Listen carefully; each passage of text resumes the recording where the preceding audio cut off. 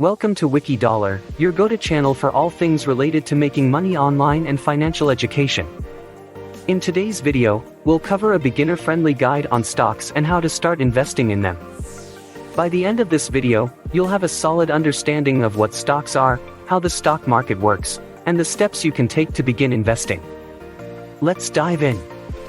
What are stocks? To start, let's talk about what stocks actually are. In simple terms, a stock represents ownership in a company.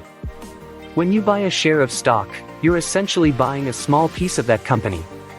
Companies issue stocks to raise money for expansion, research, or other operations, and in return, shareholders get a stake in the company's profits, also known as dividends. There are two main types of stocks. Common stocks. When you own common stock, you have voting rights in company decisions, and you may receive dividends, although these dividends are not guaranteed.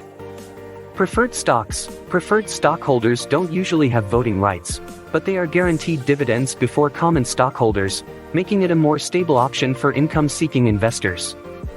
Essentially, when you buy stocks, you're investing in the future success of a company. If the company performs well, the value of your stocks could increase, allowing you to sell them for a profit. However, if the company performs poorly, your stocks could decrease in value.